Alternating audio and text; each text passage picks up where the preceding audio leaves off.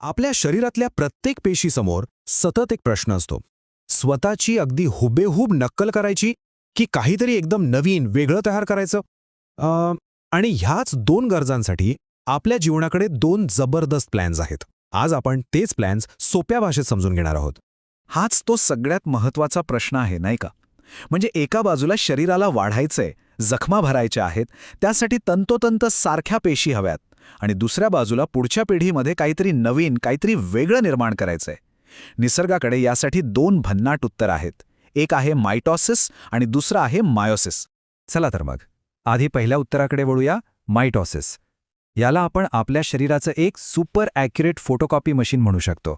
याचं एकच काम आहे, जसं आहे तसं 1%ही बदल न करता एकसारखी प्रत काढत राहणं. याची आयडिया अगदी सरळ आहे. समजा एक मूळ पेशी आहे, ती विभाजित होते आणि त्यातून दोन नवीन पेशी जन्माला येतात. आणि गंमत काय माहितीये, या दोन्ही नवीन पेशी म्हणजे मूळ पेशीच्या 100% जुळ्या बहिणी. जेनेटिकली त्यांच्यात शून्य बदल असतो, काहीच फरक नसतो. मग आपल्याला या फोटोकॉपी मशीनची गरज तरी का पडते? अहो, साधा विचार करा. आपण लहानपणापासून मोठे होतो, आपली उंची वाढते, हे सगळं मायटोसिसमुळेच होतं. हाताला खरचटलं की काही दिवसांनी जखम भरून येते, तेही याच प्रक्रियेमुळे. थोडक्यात काय, तर मायटोसिसमुळेच आपलं शरीर स्वतःची वाढ आणि देखभाल करू शकतं. आणि ही फोटोकॉपी करण्याची प्रक्रिया ना फक्त एका फेरीतच पूर्ण होते. यात प्रोफेज, मेटाफेज, ॲनाफेज आणि टिलोफेज असे 4 सरळ सोट टप्पे आहेत. एक अतिशय शिस्तबद्ध आणि एफिशियंट प्रक्रिया, जिचा एकच उद्देश आहे, परफेक्ट कॉपी बनवणं. आणि या सगळ्या प्रक्रियेच्या शेवटी आपल्या हातात काय येतं? तर अगदी दोन तंतोतंत सारख्या पेशी. या पेशींना आपण डिप्लॉइड म्हणतो. म्हणजे काय, तर त्यांच्यात गुणसूत्रांचे 2 पूर्ण सेट असतात, जसे मूळ पेशीमध्ये होते. अगदी तसेच प्रत्येक वेळी परफेक्ट कॉपी, नो डाऊट. ठीक आहे, आता आपण दुसऱ्या आणि खरं सांगायचं तर खूपच रंजक प्रक्रियेकडे येऊया, मायोसिस. बघा, जर मायटोसिस म्हणजे फोटोकॉपी करणं असेल, तर मायोसिस म्हणजे पत्त्यांचा कॅट पिसून प्रत्येक वेळी एक नवीन डाव टाकण्यासारखा आहे. इथे उद्देश सारखेपणा नाहीये, तर विविधता निर्माण करणं आहे. मायोसिस ही एक एकदम स्पेशल प्रक्रिया आहे, जी फक्त आणि फक्त लैंगिक प्रजननासाठी वापरली जाते. यातून 4 नवीन पेशी तयार होतात, ज्यांना आपण गॅमेट्स म्हणतो. आणि या 4ही पेशी एकमेकांपेक्षा तर वेगळ्या असतातच, पण त्या मूळ पेशीपेक्षाही पूर्णपणे वेगळ्या असतात. मायोसिसची खासियत ही आहे की यात एक नाही तर 2 फेऱ्यांमध्ये विभाजन होतं. पहिली फेरी, जिला मायोसिस 1 म्हणतात, ती सगळ्यात महत्त्वाची आहे. यात गुणसूत्रांच्या जोड्या वेगळ्या होतात. आणि मग येते दुसरी फेरी, मायोसिस 2, जी बऱ्यापैकी मायटोसिस सारखीच आहे, ज्यात गुणसूत्रांचे अर्धे भाग वेगळे होतात.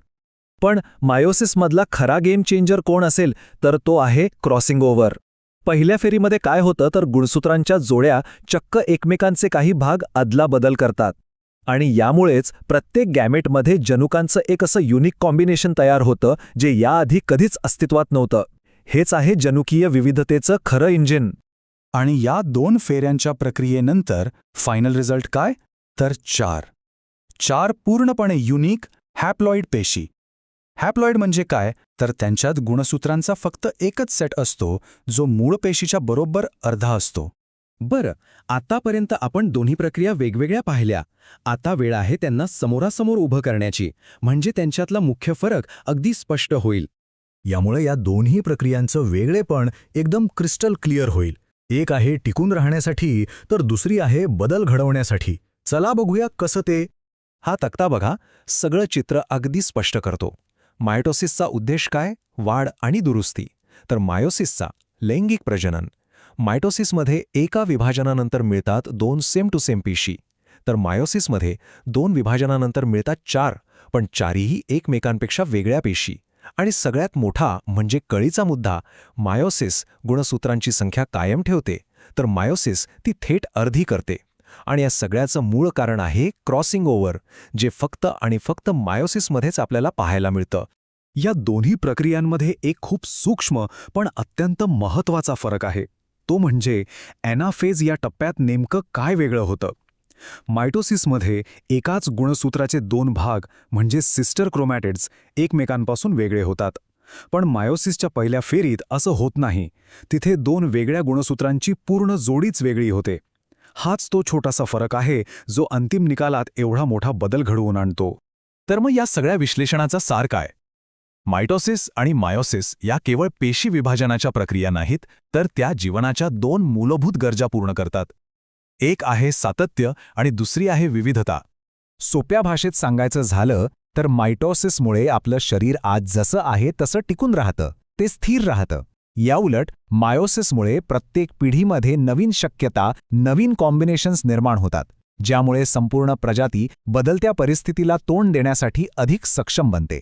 म्हणजे एक आहे वर्तमानासाठी तर दुसरी आहे भविष्यासाठी. आणि शेवटी हा एक विचार करायला लावणारा प्रश्न. जर मायोसिसने ही अशी जनुकीय विविधता निर्माणच केली नसती, तर उत्क्रांतीची प्रक्रिया खरंच शक्य झाली असती का? या सततच्या बदलांशिवाय, फेरबदलांशिवाय जीवसृष्टी आज इतकी वैविध्यपूर्ण आणि अद्भुत दिसली असती का? बहुतेक नाही. आणि म्हणूनच ह्या दोन्ही योजना जीवनाच्या उत्कृष्ट डिझाईनचा एक अविभाज्य भाग आहेत.